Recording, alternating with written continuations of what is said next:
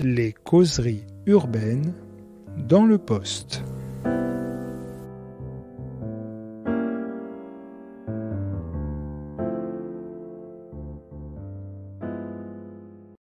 Blobs, rêves et cauchemars de l'architecture contemporaine, c'est chez 107 ans K. Bonjour Emmanuel Rubio. Bonjour. Alors, vous avez écrit un bouquin, je vais être très franc avec vous, je ne pense pas que je l'aurais lu à la base. Et il s'avère que, comme je regarde toujours les sorties en libraire, on essaye d'anticiper un peu ce qui se joue. J'avais repéré ce bouquin, comme ça. Bon, j'ai été checker un petit peu sur Internet. Je vous ai écouté dans une conférence. J'ai dit, c'est incroyablement loin de ce que je fais d'habitude, moi qui suis un obsédé des sciences sociales. Mais tout d'un coup, il y avait une grille de lecture qui me paraissait vraiment intéressante. Et donc c'est comme ça que je vous ai sollicité. J'ai lu le livre. Je ne vais pas vous mentir, je pense que je ne maîtrise pas les 2/3 des références que vous notez. Je ne parle même pas de la filmographie où là je suis dans les limbes. Ce sont de très mauvais films. Mais, pourquoi vous êtes là ? Parce que vous nous proposez une grille de lecture originale. Et elle est d'abord originale parce que d'abord vous n'êtes pas architecte, c'est déjà pas mal. Donc j'ai appris parce que je me suis renseigné, que donc vous enseignez la littérature à l'université de Nanterre où j'y ai passé 10 ans en tant qu'enseignant, mais c'est mon ancienne vie, et que vous avez un regard sur l'esthétique, sur l'architecture, mais aussi sur la philosophie, en essayant de combiner d'autres formes de grilles de lecture et surtout vous vous interrogez, comme d'autres, par d'autres moyens, à ce basculement néolibéral, à ce changement de paradigme. On va en parler.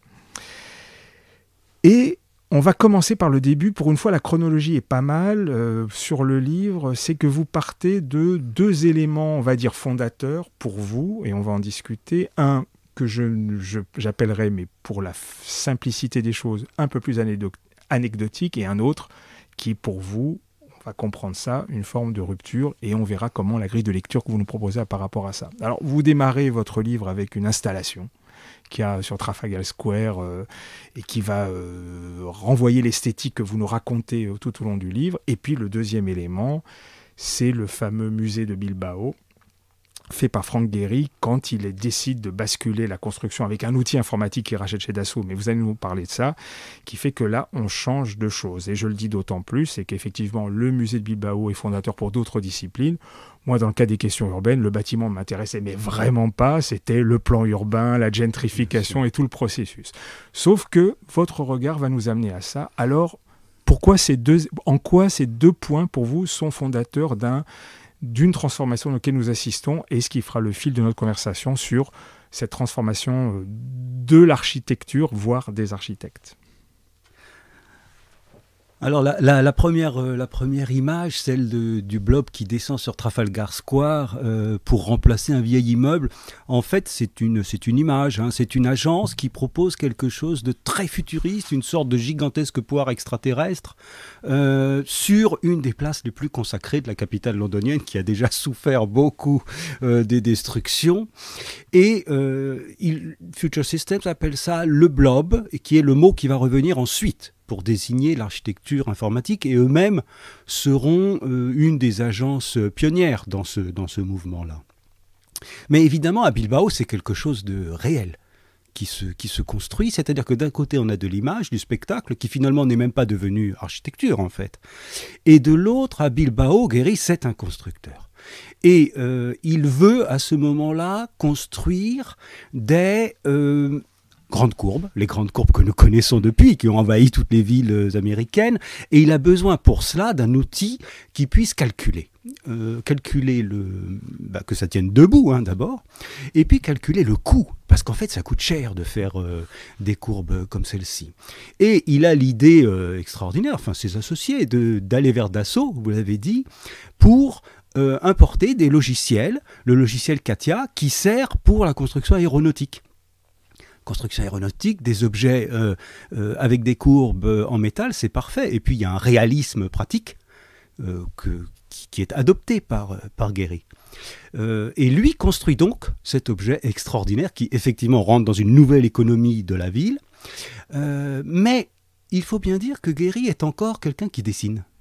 On a même publié des albums de dessins de Guéry, alors que, franchement, ils sont très très difficiles à lire. Je pense qu'il n'y a que ses associés qui comprennent quoi que ce soit. Et ce qui est fantastique, c'est le moment où les associés transforment ces dessins en maquettes. J'avoue que personnellement, je ne lis rien dans les dessins de Guéry que je prends presque comme abstrait, mais les associés en font de très belles maquettes. Et puis il y a, à l'époque, cette pièce un peu secrète, un peu mystérieuse de l'atelier Guéry, où on va scanner la maquette pour qu'elle puisse être traitée par le logiciel CATIA, justement. Donc Guéry, en fait, utilise l'informatique dans un deuxième temps pour réaliser ses rêves d'architecte qui continuent finalement à être celui qui dessine. Donc on a d'un côté le spectacle du futur qui n'est pas encore réalisé, et de l'autre quelqu'un qui commence à réaliser des choses comme on n'en avait jamais vu, mais qui continue à les dessiner. Et c'est là que surgit le troisième personnage, en quelque sorte, Greg Lynn, et la nouvelle génération a vraiment parlé, qui se dit que, quitte à utiliser l'informatique, on pourrait l'utiliser dès le départ, c'est-à-dire comme un instrument de conception et pas seulement de réalisation pratique en fait, et qui vont se mettre à travailler sur des logiciels pour dessiner de l'architecture. Plus de mains, plus de présence du corps, de la subjectivité là-dedans, sinon dans le choix des programmes, et c'est important. Et quand Greg Lynn adopte ces logiciels, il fait un pas de côté, absolument décisif à mon avis. Il ne va pas chez Dassault, il ne prend pas des logiciels pour construire, il prend des logiciels pour effets spéciaux de cinéma. Parce qu'effectivement, pour dessiner, il vaut mieux des logiciels d'effets spéciaux que des logiciels Dassault, c'est évident. Et donc, il commence à faire des images de cinéma, c'est-à-dire qu'il adopte le nouvel outil pour produire des images similaires à ce blob de Trafalgar Square, des choses qui vont être immédiatement en fait gagnées par la science-fiction. C'est ce qui m'intéresse, c'est le moment où il sort un outil d'un domaine, le cinéma de science-fiction, et en fait ça donne des résultats de science-fiction, ce qui est assez logique, parce qu'il a été fasciné par un certain nombre de films, les mauvais films dont on parlait. Et à partir de là, il invente l'architecture blob, il invente au sens où c'est lui qui vraiment popularise le nom de blob, qui va donner blobitecture, architecture blob, et blob maintenant... sur les blogs d'architecture, il y a la rubrique blob, où on trouve toutes les formes les plus étranges qui soient, et il leur donne une forme arrondie, des sortes de cocons déformés, c'est-à-dire que il reprend l'espèce de poire de science-fiction qui semble être la meilleure manière d'exhiber les nouveaux logiciels et le nouvel outil. Alors vous nous proposez une grille de lecture, alors c'est comme ça que j'ai interprété, mais vous me corrigerez évidemment. En fait, l'avantage, c'est que j'ai la chance d'être assez ignorant, donc au moins les questions, elles sont faussement ou vraiment naïves. Je ne sais pas, chacun fera la traduction, mais une sorte de partie à trois bandes. Donc d'un côté, il y a, on va dire, toute l'imagerie cinématographique, science-fiction, et donc on va s'arrêter aussi sur pourquoi le blob est ce que c'est, parce qu'après tout, tout le monde n'est pas forcément au courant. Une autre partie, effectivement, c'est toute, on va dire, l'arrivée de cette technologie surpuissante qui calcule 10 fois plus vite qu'un cerveau humain. Et le troisième axe, je mettrais, c'est l'axe, évidemment, le fil rouge à travers ce personnage qui va suivre tout le long du livre, que je suis allé voir une conférence de lui en étant plus jeune. D'ailleurs, il y a une sorte de Steve Jobs. Une sorte de Steve Jobs qui a 50 kilos de trop. C'est un pop architecte, oui, voilà, il y a un peu ça. Et donc, l'autre partie, c'est vraiment la réalité de la discipline, c'est-à-dire l'architecture et les architectes, ce qu'elle devient. Est-ce que la façon de voir ce triangle-là, pour vous, vous paraît pertinent au premier abord? Alors, oui, tout à fait. Pour la rencontre donc entre le cinéma et l'architecture, donc je l'ai dit, elle passe par le déplacement des logiciels, mais elle passe immédiatement par ce choix du nom blob. Et en effet, il faut l'expliquer parce qu'un des grands problèmes que j'ai rencontrés, c'est que le nom blob, en fait, aujourd'hui, grâce aux travaux d'Audrey Ducitour et du nouveau champignon, on a entendu le mot blob, mais il y a 5-10 ans, quand je disais blob, personne ne comprenait ce que ça voulait dire, en fait. À part les architectes qui travaillent avec des outils numériques. Donc, qu'est-ce que ça veut dire ? D'abord, quand on cherche sur Internet, on trouve que c'est un acronyme pour Binary Large Object. C'est un terme d'informatique, de traitement des données assez complexe. Et Greg Lynn, donc, qui baptise la nouvelle architecture, architecture blob, dit quant à lui qu'effectivement il se réfère au terme informatique parce qu'il l'a trouvé sur son logiciel. Et ce logiciel emprunté au cinéma a une fonction blob, qu'on appelle aussi metaballs à l'époque, etc., qui fait des espèces de bulles incrustées les unes dans les autres, de sorte qu'on fait une bulle très complexe, amorphe, déformée, tout ce qu'on veut, sans angle. Et jusque-là, donc, tout va bien, c'est ce que je disais, on profite de l'outil pour finalement lui faire faire ce qu'on ne pouvait pas faire sans la puissance des calculs. Puisque c'est pour ça que Gehry est allé vers cet outil-là et qu'il commence à rentrer dans les écoles d'architecture et dans les cabinets d'architecture. Alors, la chose qui se passe chez Gréglin, et c'est là que le côté pop philosophe, grand orateur, théoricien ultra brillant devient absolument déterminante, c'est que blob, en fait, en anglais, ça veut dire quelque chose. Ça veut dire tâche, masse informe, etc. C'est à peu près ce qu'il voit à l'écran. Mais c'est aussi le nom d'un monstre. Et lui a le réflexe, dès 1995, dès le premier grand article qui va imposer le nom blob, de mettre juste à côté une image de ces bulles informatiques et une image d'un film d'horreur des années 80 qui s'appelle The Blob. Et il revient également à un film de 1958 avec Steve McQueen. Un film alors là qui mérite d'être vu parce qu'il est amusant, disons. Et le blob, c'est une météorite qui tombe de l'espace. Alors que Steve McQueen est en train de flirter dans la campagne, elle arrive au sol, elle se casse et en sort une gelée rouge, rose, rosacée, ça dépendra selon les remakes. Et elle se met à dévorer tout ce qu'elle rencontre. Tous les êtres vivants, à tel point qu'elle prend taille urbaine à la fin. Elle agresse une pizzeria. Et dans le film des années 80, le blob essaye de manger l'hôtel de ville de la petite ville sur laquelle il est tombé.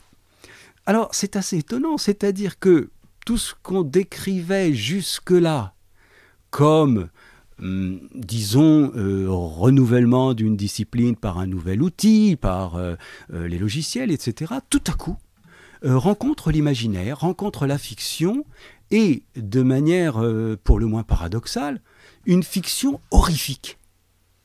C'est-à-dire que ces architectures-là se présentent, prennent comme mascotte en quelque sorte un monstre qui vous dévore. Et ça, je trouvais cette équation absolument fascinante. Pourquoi est-ce que des architectes, tout à coup, nous vendraient leur architecture comme des monstres qui nous dévorent? Pourquoi la maison devrait-elle en finir avec nous? C'est-à-dire que là s'exprime quelque chose comme non seulement de l'enthousiasme pour les nouvelles technologies. Lean est assurément enthousiaste, c'est un de ceux qui importent les logiciels, mais aussi une sorte d'inquiétude, d'angoisse qui finalement se fait jour dans cette référence au monstre. Et se fait également jour, puisqu'on a commencé par une image de spectacle en fait, un nouveau régime de l'architecture qui va devenir spectaculaire jusqu'à pouvoir incarner des figures inquiétantes dans la ville de manière quasiment explicite. Quand on voit les textes de Lean, il y a des monstres partout, que ce soit des monstres biologiques, des monstres de cinéma, etc. Le fait de passer par le cinéma permet un autre rapport à la fiction de l'architecture. Donc effectivement, on est exactement à la rencontre entre les lignes que vous avez déterminées, et ça explique qu'un travail véritable sur le blob doit en passer par la filmographie que vous mentionniez et les différentes approches. Alors cette filmographie, franchement, je me suis parfois forcé pour la regarder. Ce sont souvent des films de série B catastrophiques qui ont gagné une bonne dose d'humour entre-temps, heureusement. Oh, mais j'ai eu 15 ans, j'en ai vu quelques-uns. Oui, voilà, on revient un petit peu sur les films. Alors, quand on regarde les dates, Gréglin était un peu grand quand même pour être fan de Terminator 2, Ghostbusters, etc. C'est assez étonnant. Effectivement, il est resté le grand adolescent qu'on voit sur scène. Et ça l'a beaucoup aidé, à mon avis.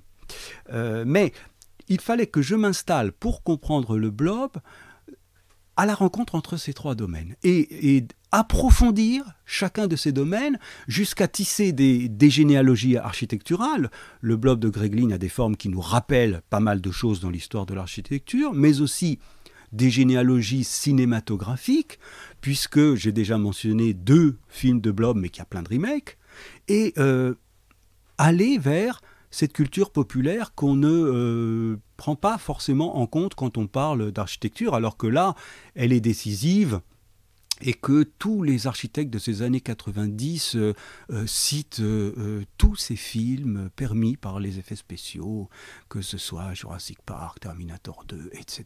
C'est visiblement ce qu'ils aimaient aller voir, et ce qu'ils appréciaient d'ailleurs avec un regard technique. Donc en fait, dès le départ, j'avais un objet qui était un objet culturel, et pas seulement architectural. C'est-à-dire que le premier raisonnement, j'ai un nouvel outil, donc je fais de nouvelles formes avec ce nouvel outil et je les exhibe, qui est un raisonnement architectural qui nous vient du modernisme, et puis de Viollet-le-Duc avant lui. On ne construit pas en béton comme on construisait en pierre, on ne construit pas en fer comme on construisait en béton, etc. Évidemment marchait pour les nouveaux logiciels, mais était tout à fait insuffisant pour comprendre la manière dont il se développait. Il fallait vraiment penser l'architecture dans une culture plus générale. Et là, je dois dire que j'étais assez content en tant qu'auteur venant de la littérature, justement, parce qu'il faut bien dire que malgré les architectes, malgré nous, l'architecture continue d'avoir un statut séparé dans la culture. Je vois par exemple mes collègues en littérature, ils sont tout à fait capables de parler très bien de peinture, d'art, etc. Et dès qu'on parle d'architecture, ils ne se sentent pas obligés de la comprendre dans la culture générale. Sa technicité fait qu'elle a une place très particulière. Et moi, j'aimais bien l'idée de la réintégrer par ces figures très spectaculaires dans la culture dans son ensemble. Pour que, les gens qui sont à l'extérieur de l'architecture, ce livre est destiné à plusieurs publics, en fait. Les touchera-t-il, c'est une autre chose. Mais que les gens à l'extérieur de l'architecture qui s'occupent de culture populaire y fassent rentrer l'architecture, enfin. Et pour que les architectes, finalement, ne reproduisent pas toujours les mêmes schémas techniques propres à leur discipline, en fait. Et qui ne parlent pas en dehors de leur discipline. Donc cette croisée des chemins, pour moi, c'était aussi un endroit où je me situe, en fait. Alors, je vais rebondir sur ce que vous dites, je n'avais pas prévu ça, mais c'est pas plus mal, sur ce que vous dites, parce qu'effectivement, on voit bien le glissement qui va arriver et se succéder au cours du livre. C'est que cette volonté, entre guillemets, populaire, et je mets des guillemets là-dessus, fait que tout d'un coup, on va avoir l'impression que ça se détache de plus en plus d'un certain nombre de réalités, entre guillemets, pas forcément du quotidien, puisque ces gens savent nous faire consommer, mais on le verra un peu plus tard. Il y a un autre paramètre, parce que avant d'en arriver là, ce qui est très bien dans votre livre, c'est que vous remontez un peu le temps. Alors avec des catégorisations, des fois dont je me suis un peu perdu, parce que ne maîtrisant pas la situation. Mais il y en a un point qui m'a quand même assez fasciné, et c'est vrai que j'y avais pas pensé, c'est évident le lisant, c'est que il y a aussi une évolution dans le matériau, pardonnez-moi. Et surtout, c'est le plastique. Et ça a permis, entre guillemets, des innovations, des tentatives de recherche, avec des exemples, parce que je tiens à dire aux gens qui écoutent, même si les photos sont petites, il y a une grande iconographie. C'est-à-dire que vous illustrez, formidablement illustré. C'est dommage que ce soit aussi petit, et pourquoi pas après tout c'est un choix d'édition. J'imagine. L'idée qui est très bonne de mon éditeur, Hubert Tonka, qui est un grand éditeur, c'est que les photos sont toujours en bas de page, elles sont à la place des notes. C'est-à-dire que dans un milieu obnubilé par l'image, et plus encore pour l'architecture produite numériquement, qui quand même a tenu 10 ans sur de pures images, il était important d'affirmer la prédominance du texte. Et ça, je lui suis très reconnaissant de cette trouvaille éditoriale. Et comme les photos sont en couleur, elles restent très, très lisibles. Elles ne sont pas si petites que ça. Oui, non, en tout cas, en tant que libraire, je ne peux que souscrire par rapport au texte. Ouais. Non, je pointais cette question du plastique parce que je trouve que là, elle vient très bien la convergence du décor, je dirais de la prouesse technique, du cinéma qui doit fabriquer rapidement du faux pour faire croire que c'est du vrai, Et aussi, il y a un autre paramètre auquel on va aborder un petit peu plus tard, mais je le prends maintenant, on va dire dans une nouvelle forme d'industrialisation, de démultiplication de l'objet, voire d'une préfabrication, si je ne sais pas si le mot est adapté sur ces questions-là. Et donc, est-ce que c'était aussi une volonté pour vous d'être à la convergence du matériau, de sa capacité nouvelle d'industrialisation et tout, je dirais, l'apparat du décor que ça pouvait proposer? Sachant que le blob, évidemment, est un truc plutôt informe, le plastique est la situation quasi idéale. Ce qui pose après des questions sur les questions climatiques, mais ça, on le verra ça à la fin. Alors, effectivement, là, je dois dire que c'est la logique architecturale qui travaille. C'est-à-dire qu'au début, mon interrogation, c'est qu'imagine-t-on alors qu'on travaille avec de nouveaux logiciels? Et je n'avais pas du tout prévu de parler du plastique à l'époque. Et en remontant dans la généalogie architecturale, c'est-à-dire en revenant aux espèces de cocons qui avaient précédé l'ordinateur, puisqu'il y en a finalement beaucoup, je suis d'abord revenu aux années 20 avec les premières réalisations imaginées par Kistler de béton, puis l'Endless House dans les années 40, 50, l'architecture sculpture, donc des choses en béton que l'on peut modeler, même si ça reste très artisanal en fait. Et je me suis aperçu que dans les années, disons 60, 70, le plastique était effectivement apparu comme la possibilité de réaliser ces formes-là. C'est-à-dire qu'autant ça restait très artisanal pour du béton, ça permettait l'autoconstruction à la campagne, c'était un mouvement magnifique, mais enfin qui finalement n'a eu que très très peu de réalisations concrètes. Et tout à coup, les mêmes architectes qui avaient prôné l'autoconstruction de ces œufs de béton s'étaient emballés pour cette matière plastique qui semblait pouvoir la produire à l'infini, c'est-à-dire en gros faire des sortes de caravanes améliorées dans lesquelles nous aurions vécu, les déplaçant ou non d'ailleurs, ça dépend des formules. Et là, je me suis retrouvé avec une double équation, c'est-à-dire que moi, j'interrogeais les nouveaux logiciels et j'étais amené à comprendre qu'en fait, c'est une question qui s'était déjà posée avec un nouveau matériau, le plastique. C'est-à-dire que c'était là déjà au moins la deuxième fois qu'on se demandait comment on allait réaliser ces cocons autour de nous, ces coquilles protectrices qui seraient notre nouvel habitat. Et ça a été une surprise dans le travail, c'est un travail de plusieurs années naturellement, hein, de m'apercevoir que le monstre qu'avait choisi Greg Lynn, c'est-à-dire le blob, en fait avait tout du plastique. Cette espèce de gelée informe qui s'empare des objets, qui se substitue aux objets et qu'on finit par tuer en le refroidissant pour qu'il ne bouge plus, pouvait apparaître comme ayant fait partie dans les années 50, 60 d'une mythologie du plastique, c'est-à-dire d'un devenir synthétique du monde. Et là, on est obligé à nouveau de penser le matériau un peu différemment de ses seules possibilités techniques. Parce que quand on le regarde dans la littérature architecturale, généralement, hein, on trouve, voilà, est-ce que c'était un bon matériau pour construire? Est-ce que c'était un mauvais matériau pour construire? C'est-à-dire qu'on ne le prend jamais que comme possibilité d'accomplissement technique. Mais en fait, pour les gens, le plastique, ça a été une chose assez étrange, hein, qui remplaçait tous les objets, qui nous privait du bois, qui nous privait... qui était vraiment l'ultime synthétisation du monde après le verre et le métal, alors le métal c'est naturel, mais c'était quand même déjà beaucoup moins charnel que les matériaux précédents. Et j'ai découvert qu'il y avait toute une littérature, toute une filmographie autour du plastique. En fait, on est tellement, nous, en fait, on est à un moment de bascule, puisque le plastique nous réapparaît comme un monstre, mais pour de toute autre raison, hein. Mais disons que quand j'étais jeune, le plastique faisait tellement partie de notre vie qu'on ne l'interrogeait plus. Et quand on l'interrogeait, on tombait sur la publicité pour le plastique. Donc en fait, ça paraissait un outil, un matériau qui avait été fabuleux de tout temps. Mais en relisant les bouquins de science-fiction de Philip K. Dick, où il y a des étranges créatures qui démultiplient les objets, qui les affaiblissent, en relisant Norman Mailer sur le devenir des villes américaines gangrénées par le plastique, il parle de cancer plastique, lui carrément. Je me suis aperçu qu'il y avait une angoisse autour de ce matériau.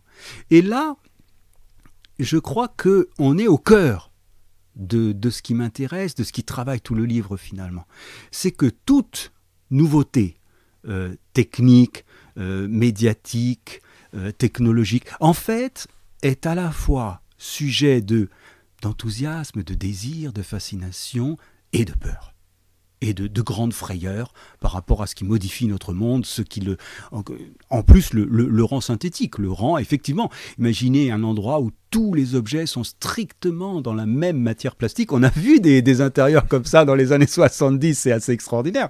Ça veut dire que tout, effectivement, est réductible à une sorte de même pâte rose. Hein. Ça a été d'abord cette pâte rose, et il n'y a pas de raison que ça ne le devienne pas. Vous avez dans les années 50 un dessin animé de Donald Duck. Il prend tous ses meubles, il les fond, il en fait du plastique et il fait un avion en plastique. Et en fait, on s'aperçoit que c'est le blob, c'est aussi ça. Donc, je reviens sur le fil principal, cette ambivalence que nous ressentons par rapport aux avancées techniques et médiatiques. Fascination, répulsion. Et là, vous voyez que ça me permet de retrouver ce sur quoi on a commencé, en gros, c'est-à-dire architecture positive et technologique, cinéma d'horreur. Rêve et cauchemar. Alors, c'est le sous-titre du bouquin. Et alors, c'est amusant parce que quand j'écrivais à un certain nombre d'architectes pour avoir le droit, justement, de mettre ces images-ci, ils me répondaient, mais moi, je suis du côté du rêve ou du cauchemar. Bah oui, vous écrivez à un architecte, vous lui dites, je fais rêve et cauchemar de l'architecture, je voudrais une photo de votre truc. Il est très inquiet, c'est normal. Et donc, j'ai quand même été obligé d'expliquer à chaque fois, non, mais en fait, vous êtes tous du côté des rêves et des cauchemars. Ce qui m'intéresse, c'est l'ambivalence elle-même. Je suis pas surpris de leur réponse. Bon, enfin, peu importe. C'est normal, ils vendent aussi. Oui, mais c'est un autre sujet. Alors, on va rentrer un peu dans le dur, mais ce qui fait vraiment, pour moi, la force du livre, après j'ai une lecture un peu biaisée, mais vous nous proposez une géographie de cette situation. C'est-à-dire que c'est vrai qu'en nous proposant cette géographie, qui est une géographie un peu complexe, mais qui est à l'image du basculement dans lequel nous sommes, parce que vous allez nous montrer qu'effectivement, ce type de forme architecturale, ce type de représentation va faire tache d'huile à une vitesse absolument colossale, avec des adaptations, pas uniquement blobesques, il y a aussi le rapport au corps, le rapport à l'architecture de notre corps, avec différentes images et métaphores que vous nous proposez. Est-ce que c'est vraiment là, je dirais que les choses commencent vraiment à se jouer, de se dire que tout d'un coup, on va dire l'effet Bilbao n'est pas qu'un effet Bilbao, c'est un effet mondial? Alors, je vous remercie parce que ça veut dire que vous avez été sensible à la bipartition du livre entre mythologie et géographie, alors que ça n'est pas toujours le cas. La mythologie étant tellement fascinante, on me parle beaucoup plus de cinéma c'est mon côté post-marxiste. Et d'autres choses. Oui, là-dessus, on doit pouvoir se retrouver. Alors, en fait, ce devenir synthétique du monde, qui est préparé par le plastique et qui est accru encore par la question de l'informatique, donne un imaginaire qui passe par une homogénéisation totale du monde. C'est déjà des thématiques qui traversent les travaux dans les années 60 des avant-gardes italiennes, Super Studio, etc. Dans un monde avec un réseau informatique parfait, il n'y a plus aucun lieu différent d'aucun autre. Et c'est vrai que c'est ce que nous vivons. J'ai un téléphone portable, un smartphone, et je suis en contact avec mes amis où que je sois, sans différence. Et donc, il y avait quand même lié à ces réseaux une crainte de la disparition totale du lieu et de l'homogénéisation totale dans une vaste plaine déserte. Vous voyez, c'est le Desert of the Real de Matrix. Le monde est devenu ça et nous l'arpentons avec nos téléphones portables. Et ce qui est intéressant avec Bilbao, et vous avez raison de dire que c'est absolument séminal, c'est que l'on s'aperçoit qu'en fait, les réseaux n'ont pas mené à l'avènement de ce monde homogène et qu'ils ont déplacé toutes les polarités. Et là, pourquoi Bilbao est essentiel? Parce que justement, il utilise un nouvel outil, l'informatique, et à mon avis même un nouveau médium, Et il intervient là où le monde a été bouleversé par cet outil médium. Là, il y a 3 choses qui se passent. Il y a ce qu'on a décrit d'abord. Comment faire des grandes courbes pour faire de l'architecture néo-baroque? J'ai besoin d'informatique. Deuxième chose, que se passe-t-il quand je travaille comme ça? Eh bien, on s'aperçoit que la production architecturale change de modalités pratiques, que par exemple Gehry peut dessiner en Californie, envoyer ses plans pour faire des moules tout à fait ailleurs dans le monde, et puis que ces moules sont envoyés ailleurs pour fondre le métal, et que le métal est transporté à Bilbao. C'est-à-dire que, alors là, dans le livre, je prends l'exemple de la petite banque de Berlin. C'est un blob minuscule, c'est une salle de réunion, et on s'aperçoit que pour faire cette salle de réunion, Gehry a déjà mobiliser un monde totalement mondialisé. Ce qu'il ne peut faire que par l'informatique, en envoyant des mails, des plans numérisés, etc. Et donc, l'outil n'est pas seulement un outil à courbe, c'est un outil qui remodèle totalement sa géographie de travail. Et lui-même, d'ailleurs, va le penser. Alors, Gehry, c'est l'homme de la publicité, il est amusant, il fait du hockey, mais c'est quelqu'un qui pense, et il comprend tout de suite que l'architecte a un nouveau rôle de noyau d'une constellation d'acteurs qui vont être en fait aux 4 coins du globe. Et à Bilbao, là où sont assemblées toutes ces choses-là, en fait, c'est un lieu qui a été détruit par les mêmes réseaux. Parce que Bilbao, qu'est-ce que c'est? C'est un lieu désindustrialisé, en fait. Il construit là où il y avait des chantiers navaux. Alors, la désindustrialisation n'a pas commencé avec les réseaux informatiques que nous connaissons. Mais il est évident qu'elle a été accélérée par ces réseaux informatiques. Il est évident qu'il est plus simple de faire en Asie ce que vous faisiez sur place, dès lors que les communications sont assurées de manière maximale par l'informatique. Je veux dire, les gens de notre âge qui ont connu le téléphone fixe, enfin, savent que c'est bouleversant ce qui s'est passé. Aujourd'hui, je communique avec des personnes qui sont dans d'autres pays comme si elles étaient à côté de moi. Mais cette disparition de la contiguïté n'a pas mené à de l'homogénéisation, elle a mené à des déplacements des pôles de production et de direction. Et Bilbao, finalement, c'est la victime de ce déplacement. Ça dépend pour qui. Alors, oui, ça, je suis tout à fait d'accord. Prenons la ville comme une chose abstraite, et vous avez raison, la ville, ce n'est pas une chose abstraite, en fait. Ce sont des différentes couches sociales qui en profitent plus ou moins de ces mutations. Mais d'un point de vue architectural, cette ville désindustrialisée, elle était au cœur de la production, et elle ne l'est plus. Et effectivement, il faut lui réinventer une économie. C'est ça l'effet Bilbao. C'est réinventer une économie de quoi? De l'image. Qu'est-ce qu'il vend, Gehry? Il vend la même image que les Future Systems sur Trafalgar Square, sauf qu'elle est construite. Les gens, ils viennent juste pour l'image, là-bas. Donc, c'est assez... Ce cas-là montre bien qu'en fait, il fallait passer de toute la mythologie... pour fascinante qu'elle soit, faite de films de série B, de bandes dessinées, de jeux électroniques, etc., au moment où, au début enfin, là, on est au milieu des années 90, mais après, ça va être plutôt les années 2000, au moment où cette architecture touche des sols bien réels. Hein. Comme la comète du blob, elle arrive dans des endroits très précis. Et ces endroits-là, en fait, c'est les endroits qui ont subi les mutations du monde dues au réseau informatique. Ce qui fait qu'on est obligé d'avoir une autre logique, en fait, hein, une logique médiatique, où l'informatique, ce n'est pas un outil, ça ne nous permet pas seulement de faire des courbes, mais ça redessine tout l'espace autour de nous.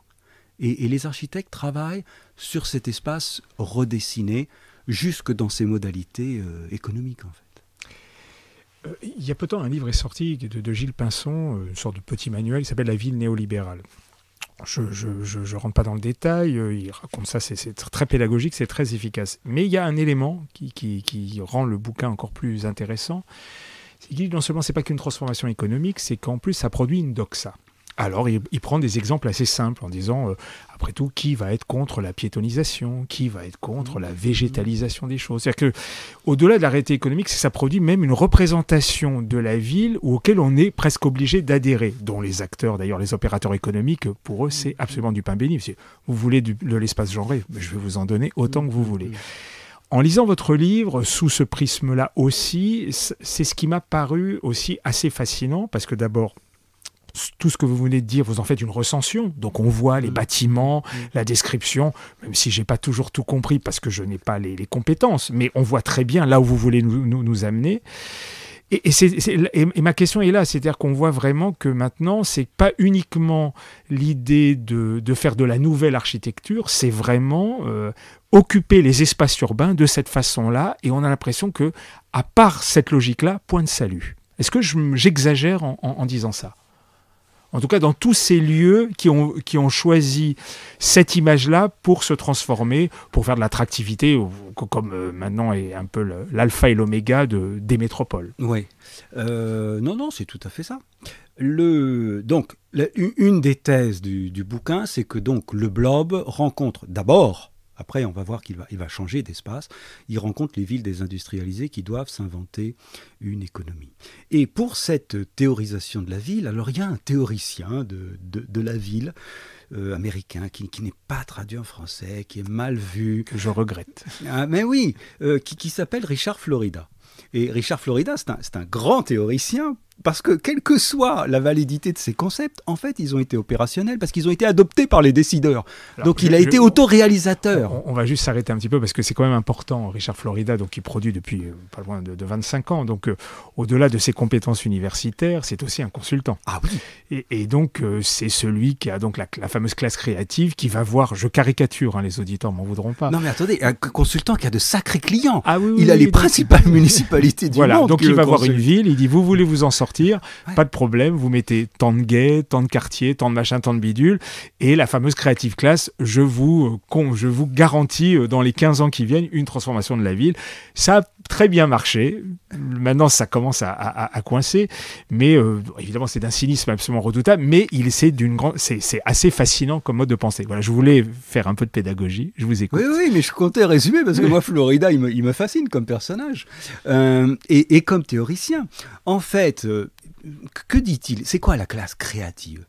C'est les gens qui inventent. Et lui, il met dans le même bloc artistes, ingénieurs, professeurs, chercheurs, etc. Or, dit-il, ce sont les gens dont une société a besoin aujourd'hui pour se développer. C'est une sorte de thèse sociologique qui vaut ce qu'elle vaut. Mais il a une deuxième thèse, et c'est là qu'il devient vraiment intéressant, c'est que ces gens-là sont très mobiles. Tout simplement parce qu'ils trouvent du travail facilement. Donc, vous devez les retenir, parce que c'est eux qui vont nourrir votre économie. Et comment les retenir? Il faut leur faire une ville qui leur plaise. Donc, une ville créative. Et en fait, le grand coup de Florida, c'est de passer de classe créative, concept sociologique flou, à ville créative, chose sur laquelle les gens vont pouvoir travailler. Alors, qu'est-ce que c'est qu'une ville créative? C'est une ville qui va être marquée par la tolérance. C'est pour ça que Florida dit qu'il faut absolument qu'il y ait un quartier gay dans une ville créative. Vous avez raison, ça fait partie du cahier des charges. C'est une ville où il y aura une offre culturelle importante. C'est pour ça que toutes les grandes villes vont faire des opéras, tous extraordinairement spectaculaires. Et quand vous aurez construit ce mode, cette ville ouverte, bienveillante, culturelle, créative, eh bien les gens vont s'y sentir bien et ils vont rester chez vous et faire fonctionner votre économie. Alors, la question c'est que, en fait, on ne construit pas une ville du jour au lendemain. Un maire, même tout puissant, ne peut pas dire « je vais transformer ma ville en ville créative du jour au lendemain ». Donc, il n'a qu'une solution dans l'immédiat, c'est de donner le spectacle de la ville créative. Il faut affirmer de la culture partout. Comment affirmer de la culture partout? Bien, en mettant des bâtiments très visibles qui, par leur seule vision, disent culture, ouverture, avenir, etc. Et là, il y a une rencontre avec le blob, parce que le blob, il dit ça parfaitement. Il dit qu'il est fait par informatique. Donc il dit qu'il fait partie de la créativité au sens technologique du terme, mais il dit aussi que cette technologie a mené à des formes nouvelles, à une esthétique nouvelle. Donc il est doublement créatif. Vous faites un blob en ville et vous avez une image de créativité censée retenir la classe que vous voulez retenir pour faire fonctionner cette ville. Alors c'est assez extraordinaire parce qu'on retrouve cette idée de cinéma, hein, de spectacle, de décor, alors à un autre degré, parce que là c'est un degré où il y a évidemment un investissement financier très important, et si ça marche, des retombées financières très importantes. Enfin, Bilbao, c'est un coup économique de génie, il n'y a pas de doute là-dessus. Beaucoup de villes se sont ruinées à vouloir faire la même chose. Bon, c'est dommage, mais le Bilbao, c'est bien. Et je dois dire que on a vécu ça avec mon ami Georges Dupin, qui est photographe, avec lequel on a passé deux bons mois en Chine pour aller voir tous les blobs chinois. Et la manière dont ces villes construisaient tout à coup une image culturelle, en fait, qui n'était qu'une image. C'est-à-dire que quand, par exemple, à Pékin, Andreu, puisqu'ils font appel à un architecte français, construit la gigantesque bulle qu'ils appellent œuf du Nouvel Opéra. Bah, en gros, on ne sait pas trop ce qu'on va jouer dedans. Quand Zaha Hadid fait pour Guangzhou le Nouvel Opéra, le directeur dit « Bon, on va peut-être programmer Mamma Mia ». C'est fantastique, c'est-à-dire qu'ils construisent une des plus belles salles d'opéra au monde pour y jouer Mamma Mia, parce qu'en fait, il n'y a pas cette tradition de l'opéra. Mais il faut absolument donner l'impression qu'on fait partie du réseau des villes qui ont un grand opéra. Enfin, Paris s'y est prêté, on a fait la Philharmonie. La Philharmonie, alors le blob, vous avez vu, il est écrasé entre deux masses de métal, il s'en est mal sorti, lui, mais il est là quand même, il n'y a pas de doute. Et quant à l'informe, ça travaille, ce bâtiment. Hein. Donc, on a eu là une architecture qui venait du cinéma et qui a trouvé à s'employer dans le réel comme cinéma, comme grand spectacle, avec l'idée que ce spectacle était de l'économie, était de l'argent à faire et des destins de ville, en fait. Hein. Oui, c'est là que ça devient, je trouve que votre livre est assez passionnant, parce que vous nous renvoyez, et c'est pas forcément le biais, mais on ne peut pas s'empêcher d'y penser. Il y a un cas que je connais sans le connaître de par ma compagne qui a passé quelques jours, le cas de Birmingham. Et effectivement, là est ma question. Je reviendrai sur la doxa, parce qu'effectivement, la question du néolibéralisme, on ne peut pas y échapper, parce qu'on voit bien le côté cheval de Troie. Je ferme la parenthèse. Mais je reviens là-dessus sur la réalité urbaine. Et effectivement, on s'aperçoit que l'ensemble de ces bâtiments, alors je vais faire une métaphore un peu idiote, on a l'impression qu'ils sont hors sol. Hors sol de quoi? D'une réalité urbaine, d'un tissu, quelle que soit la ville et son histoire, elle a une histoire. Et tout d'un coup, la façon comme ça pousse comme des champignons, et donc je vais aller dans votre sens, comme des blobs, tout d'un coup, on a l'impression, même si c'est exagéré ce que je vais dire, mais déconnecté d'un tissu urbain qui est ce qu'il est. Tout ça pour tout d'un coup faire basculer la ville dans autre chose dont on ne sait pas tant bien que mal. Est-ce que là, franchement, on se retrouve avec des œuvres architecturales, des bâtiments monumentaux qui semblent paradoxalement déconnectés du territoire? Est-ce que je sais que je force le trait, mais comment vous voyez ça? Non, je pense que c'est effectivement séminal pour le devenir architecture du blob. Et que ça revient d'ailleurs à ces figures ambivalentes qu'on avait au début. Les architectes ont privilégié des architectures protectrices, maternelles, enveloppantes, bienfaisantes. Et comme je vous le disais, Lynn a fait rentrer cette espèce de mythologie gentille en contact avec une mythologie horrifique de monstres qui vous dévorent. Mais dans les formes architecturales, ce qui en fait a réalisé le plus l'ambivalence quand on est sorti du monstre, alors celui de Birmingham, il ressemble à un monstre, hein. Il a une tête de cyclope, je veux dire, c'est évidemment pensé comme ça, hein. Mais l'ambivalence, elle s'est déplacée vers régime maternel d'enveloppement, et Birmingham a des formes tout à fait féminines, enrobantes, enveloppantes, etc. On a parlé de jupes. Et de l'autre côté, des formes de vaisseaux spatials. Et en fait, c'est une architecture qui hésite perpétuellement entre la mer et le vaisseau spatial, c'est-à-dire le lieu le plus ancré, le plus terrestre, le plus protecteur, et au contraire, le lieu le plus déterritorialisé, le plus abstrait, ce qui vient de l'espace, en fait. Et ils doivent venir de l'espace parce qu'ils sont la mondialisation, ils sont la globalisation.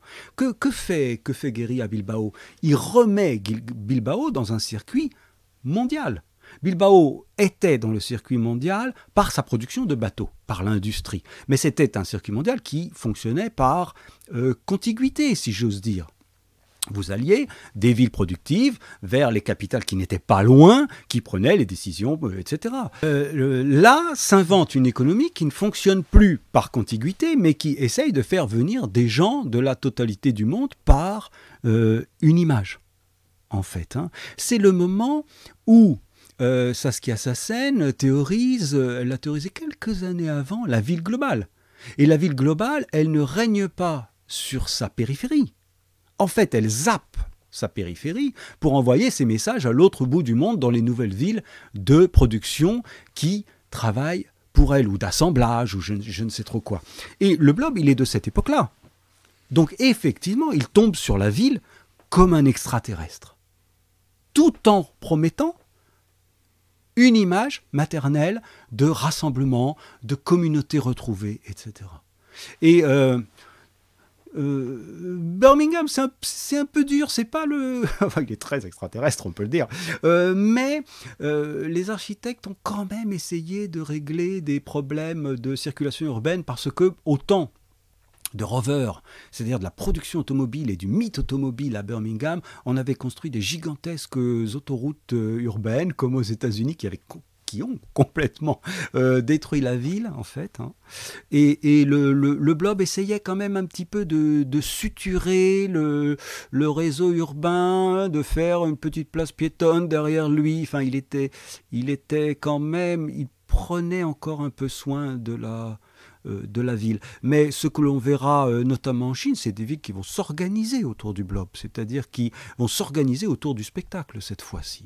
Parce que c'est ça qu'il faut assurer. Ce fameux œuf d'Andreu là, qui atterrit en plein Pékin, il est décidé au moment où la Chine rejoint l'Organisation mondiale du commerce, au moment où elle décide les Jeux olympiques comme grande vitrine de ce retour dans le concert du monde. Et donc, en fait, il est bien l'arrivée de la mondialisation en Chine, ou l'entrée de la Chine dans la mondialisation. Alors lui, par exemple, il est tout à fait étonnant par rapport à Birmingham, parce que il est entouré d'eau.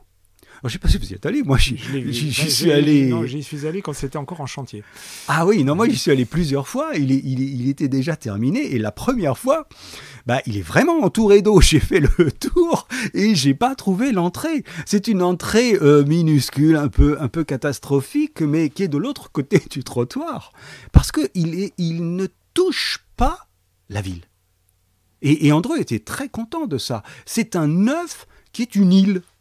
Donc deux figures totalement utopiques, mais qu'est-ce qu'elles disent comme utopie? Elles disent aussi ce dont vous parlez, c'est-à-dire une déconnexion totale et l'absence de spectacle là-dedans. Enfin, il y a quelques années, on ne pouvait rien voir, tout simplement. C'est pas que ça fonctionne comme un opéra. Donc, effectivement, du point de vue du tissu urbain, c'est-à-dire du jeu des contiguïtés, on a là un monstre qui arrive en ville.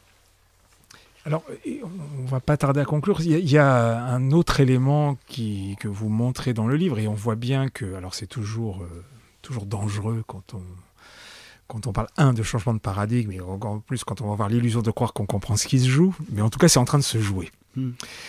Et vous montrez effectivement que cette géographie, toute cette organisation et tous ces éléments a des ramifications bien plus profondes, jusque même dans nos postes de travail. Vous avez donné un certain nombre d'exemples. Cette mobilité dans ces lieux informes, là, tout est interchangeable, mais on n'est plus au niveau de ce que montrait Charlie Chaplin. Là, ça concerne les cadres supérieurs, ça concerne les gens qui pensent en tant que tels, où tout ça doit s'interconnecter en permanence. Et qui me paraît intéressant, plus qu'intéressant, en tout cas cette grille de lecture que vous nous proposez à travers ce livre, c'est que effectivement le monde néolibéral qui quelle que soit sa contestation, a pris le pouvoir. Et on a l'impression que ces formes d'architecture et tous les comportements que ça renvoie, j'aurais pu dire une métaphore du cheval de Troie, mais ça l'est même plus. C'est-à-dire vraiment, est-ce qu'on a une sorte d'accompagnement alors c'est le spectacle, mais c'est aussi le travail qui va dans les ramifications les plus profondes de notre quotidien. C'est pas ce que vous nous décrivez, mais en même temps, quand on vous lit, on a l'impression que ça va jusque-là. Oui, oui, c'est le nouvel aménagement du monde. Et encore une fois, félicitations, c'est la toute fin du livre, ça. J'étais frappé par le réaménagement des lieux de travail, effectivement, dans les compagnies de la Silicon Valley, mais pas seulement, dans tout ce qui est industrie bancaire, etc. En fait, les bureaux ont été largement revus. C'est-à-dire que cette logique qui veut qu'avec votre téléphone vous soyez relié de partout fait qu'a priori vous n'avez peut-être pas besoin d'être sans cesse à votre bureau et qu'on n'a pas forcément besoin de vous réserver un espace dans lequel vous allez mettre votre petite plante et votre photographie, enfin celle de votre épouse, mais qui va coûter cher à la société. Et donc le Desert of the Real qu'on annonce à Neo, vous avez vu dans quoi travaille Neo au début de Matrix? Il travaille dans des bureaux orthonormés à la Jacques Tati. Le Desert of the Real, c'est les nouveaux bureaux. Hein, c'est ce qu'on a appelé, les designers appellent comme ça, hein, les bureaux nomades. En fait, vous venez, on vous prête un bureau comme une sorte d'hôtel. Et donc, vous avez une déstructuration des lieux de travail qui sont de plus en plus pensés comme de grands espaces sans lieu défini et surtout sans appropriation du lieu, dans lesquels, eh bien, en fait, le banquier, le commercial, l'ingénieur se déplacent d'un lieu à un autre sans jamais en posséder. Et sont apparus, dans ces espaces nomadisés, les équivalents des grands blobs architecturaux dont on a parlé, de Birmingham, de Graz, de Pékin, etc. C'est-à-dire des petites salles de réunion. Alors Gehry en fait une pour la DZ Bank de Berlin, elle est magnifique architecturalement, mais elle est aussi une sorte de précurseur pour tout ce qui va venir. Il y a la soucoupe volante du lingotto de piano qui est un truc aussi étonnant. Exactement, sur le toit, tout à fait. On va créer des espèces de lieux protecteurs. L'espace s'est ouvert, comme il s'est ouvert pour nous, et on recrée des lieux protecteurs. Mais ce qui est intéressant quand on regarde en détail, c'est que tous ces petites poches, alors ils les appellent comme ça, hein, poches, cocons, tout ce qui est rassurant est souvent un lieu où l'on va à plusieurs, c'est-à-dire des lieux dans lesquels on s'isole pour parler. Parce qu'après tout, si la personne ne parle pas, on peut la laisser tranquillement n'importe où à un coin de table, mais c'est dès que 3 personnes parlent ensemble qu'il faut les isoler pour ne pas gêner les autres qui travaillent dans des conditions déplorables. Donc, ils apparaissent comme des mini-images de communauté. Et ça, j'étais tout à fait fasciné que ce qui se réalisait à l'échelle urbaine se réalisait à petite échelle dans les bureaux restructurés du tertiaire. C'est-à-dire qu'on créait le même sentiment de désertification, de nomadisation accélérée et de communauté rassurante. Mais naturellement, le livre interrogeant ce qu'il y a d'inquiétant dans ces communautés rassurantes, dans ces fausses utopies. Louis Marin parlait d'utopie dégénérée, il y a quelque chose comme ça. Mais je crois qu'effectivement, l'auscultation des lieux de travail, c'est essentiel en fait. C'est moins spectaculaire que les grandes choses qui sont tombées sur les villes européennes ou chinoises. Mais c'est tout à fait décisif pour nos espaces de vie.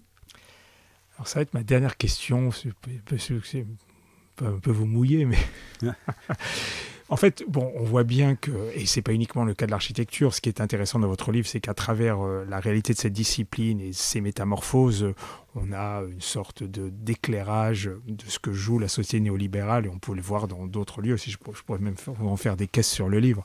Donc personne n'y échappe. Mais on se retrouve confronté à une double situation, dans notre quotidien et dans l'avenir.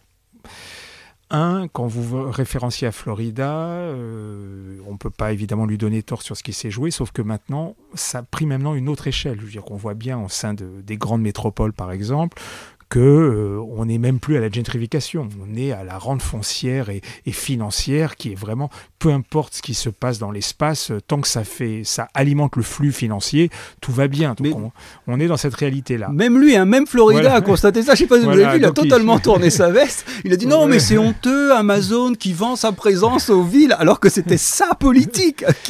Donc on voit bien qu'on a beau imaginer le pire, il y a toujours pire. Mais donc il y a cette réalité-là, je voudrais avoir votre avis sur cette question, comment est-ce que c'est encore gérable, en tout cas de la part de l'acteur public au final, c'est-à-dire nous et ses représentants? Moi j'en doute, mais première question. Et deuxième question, arrive quand même potentiellement la catastrophe, c'est-à-dire la catastrophe climatique. Donc comment se combinent ces deux choses-là selon votre regard et à travers tout ce que vous nous avez raconté sur ce livre? Alors, en fait,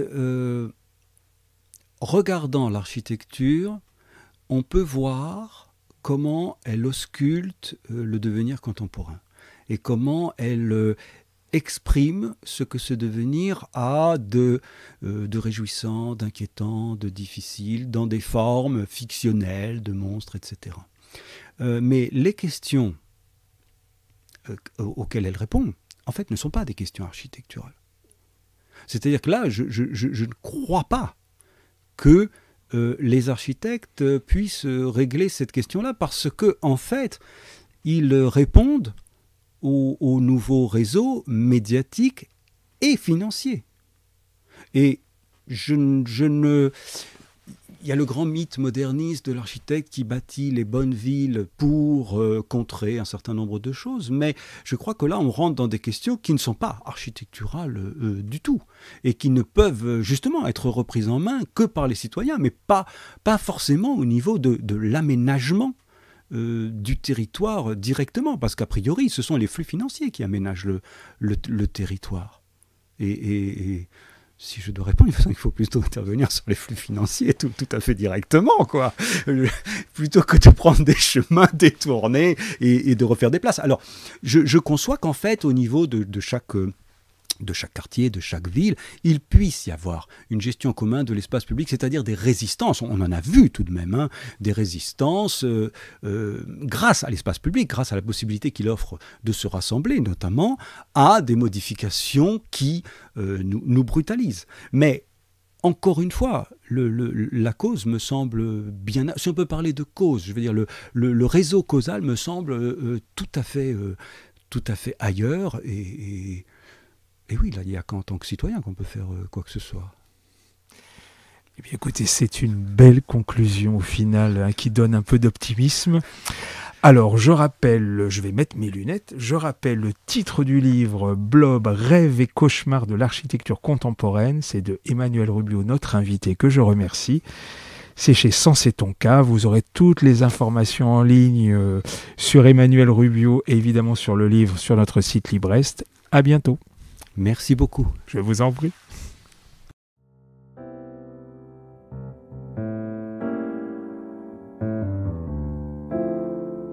Les causeries urbaines dans le Poste.